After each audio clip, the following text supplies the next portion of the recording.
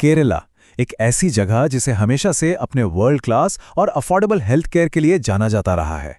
लेकिन क्या आपको पता है कि इन हॉस्पिटल्स के पॉश वार्ड्स के पीछे आजकल एक बहुत बड़ा फाइनेंशियल शिफ्ट चल रहा है। आज के इस विश्लेषण में हम यही डिकोड करने वाले हैं कि कैसे दुनिया की सबसे बड़ी प्राइवेट इक्विटी फर्म्स केरला के सदियों पुराने हेल्थ केयर सिस्टम को पूरी तरह से बदल रही हैं। सिर्फ पिछले 24 महीनों में, जी हां, सिर्फ 2 साल के अंदर ग्लोबल प्राइवेट इक्विटी फर्म्स ने केरला के हेल्थ केयर सेक्टर में लगभग $700 मिलियन इन्वेस्ट कर दिए हैं। ये कोई छोटा मोटा अमाउंट नहीं है। इस बेहद तेज निवेश ने कई पुराने डॉक्टर लेड हॉस्पिटल्स को रातों रात बड़े फाइनेंशियल पोर्टफोलियोज का हिस्सा बना दिया है। तो इस एक्सप्लेनर में हम आगे इन 5 की एरियाज पर बात करेंगे: health care gold rush, corporate mega mergers का राइज, कैपिटल की कीमत, वर्टिकल मोनोपोली का खतरा और आखिर में इस ट्रेडिशनल केरला मॉडल को रीबैलेंस कैसे किया जा सकता है। शुरू करते हैं हमारे पहले पॉइंट से, the health care gold rush, यानी मिशन हॉस्पिटल से मार्जिन टारगेट्स तक का सफर। देखिए, एक वक्त था जब ट्रेडिशनल केरला मॉडल पूरी तरह से डॉक्टर्स, चैरिटेबल ट्रस्ट और मिशन हॉस्पिटल्स पर टिका था। उनका मेन गोल क्या था? एक्सेस, यानी सबको सस्ता इलाज मिले। लेकिन अब पिक्चर थोड़ी अलग है।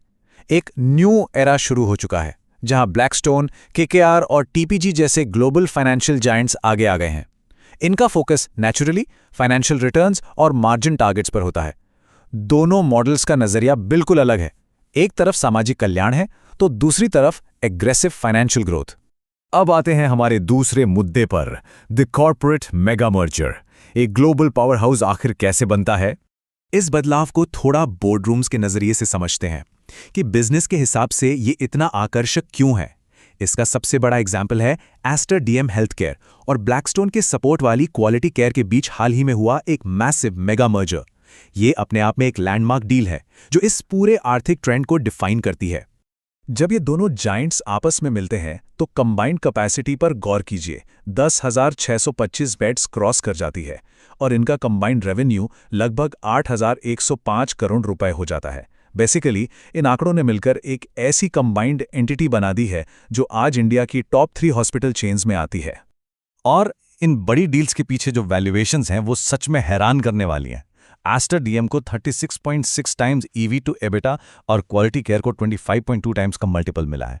इतने भारी प्रीमियम वैल्यूएशंस का सीधा सा मतलब बस एक है, इन्वेस्टर्स आने वाले टाइम में बहुत बड़े फाइनेंशियल रिटर्न्स एक्सपेक्ट कर रहे हैं। लेकिन इस सब का जमीनी असर क्या होता है? यही हमारा तीसरा पॉइंट है, the cost of capital when patients become returns. एक बहुत ही कॉमन कंसर्न जो एक्सपर्ट्स और क्रिटिक्स आजकल उठा रहे हैं वो ये कि the stethoscope is being replaced by the spreadsheet. यानी जब मैनेजमेंट बदलता है तो मेडिकल फैसलों में भी स्प्रेडशीट्स का दबदबा बढ़ने लगता है और पेशेंट वेलफेयर से ज्यादा focus internal rate of return पर चला जाता है।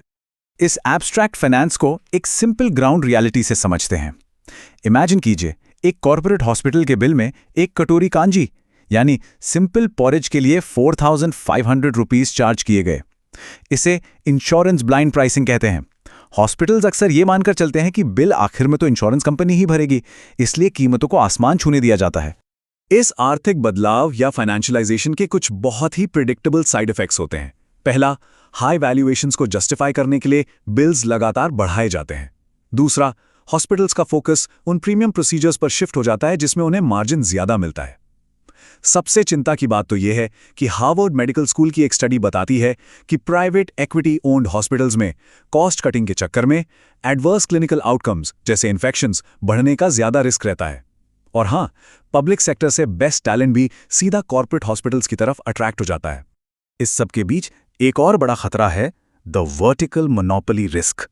क्या हम एक क्लोज्ड लूप सिस्टम की तरफ बढ़ रहे हैं? इंडस्ट्री एनालिस्ट्स इस ट्रेंड को एक डेडली ट्राइफेक्टा मानते हैं। इसे कुछ इस तरह समझिए। स्टेप 1, एक पी ओन्ड हॉस्पिटल दवाई प्रिस्क्राइब करता है। स्टेप 2, वही दवा एक पी ओन्ड फार्मा कंपनी बनाती है। और स्टेप 3, उस पूरे इलाज का पेमेंट भी एक पी ओन्ड इंश्योरेंस कंपनी करती है। ये आपस में जुड़ा हुआ एक ऐसा क्लोज्ड लूप बन सकता है जहां पूरा कंट्रोल सिर्फ एक ही फाइनेंशियल ग्रुप के हाथ में सिमट जाए। और यहीं से शुरू होता है द इंश्योरेंस ट्रैप। होता क्या है कि जब हॉस्पिटल्स इन्फ्लेटेड क्लेम्स बनाते हैं क्योंकि उन्हें लगता है कि मरीज सीधे जेब से पे नहीं कर रहा, तो अगले साल इंश्योरेंस कंपनीज अपने प्रीमियम्स बढ़ा देती हैं। तो घूम फिरकर इस बढ़ी हुई कॉस्ट का आखिरी बोझ किस पर पड़ा? हम और आप पर, यानी आम जनता पर। ये बेसिकली सब पर लगने वाला एक हिडन टैक्स बन जाता है। तो क्या इसका कोई समाधान है? ये हमारा आखिरी पॉइंट है, रीबैलेंसिंग द केरला मॉडल। एक मिडिल पाथ कैसे खोजा जाए? एक्सपर्ट्स इस इकोसिस्टम को बचाने के लिए कुछ की पिलर्स सुझाते हैं। सबसे पहले, जो एग्जिस्टिंग चैरिटेबल और मिशन हॉस्पिटल्स हैं, उन्हें नए सिरे से कैपिटल देकर मजबूत करना होगा। दूसरा, वर्ल्ड बैंक द्वारा दिए गए $280 मिलियन के लोन का सही इस्तेमाल करके पब्लिक हॉस्पिटल्स को रीवैम्प करना जरूरी है। साथ ही community owned cooperative hospital models को भी एक्सप्लोर किया जाना चाहिए। और सबसे जरूरी बात, कंपटीशन कमीशन को ऐसी वर्टिकल मोनोपोलीज पर कड़ी निगरानी रखनी होगी ताकि फॉरेन कैपिटल का फायदा भी मिले, लेकिन मरीजों का नुकसान किसी हाल में ना हो। तो आखिर में सबसे बड़ा सवाल ये उठता है, क्या केरला का historically celebrated health care model इस प्राइवेट इक्विटी की वेव को झेल पाएगा? एक तरफ है ग्लोबल फाइनेंस की एक्सपेक्टेशंस और मैसिव रिटर्न्स, और दूसरी तरफ है आम आदमी का नैतिक और अफोर्डेबल इलाज। इन दोनों के बीच का संतुलन ही आने वाले वक्त की सबसे बड़ी चुनौती होगी। आपको क्या लगता है, क्या पेशेंट केयर और मैसिव प्रॉफिट मार्जिन्स एक साथ चल सकते हैं?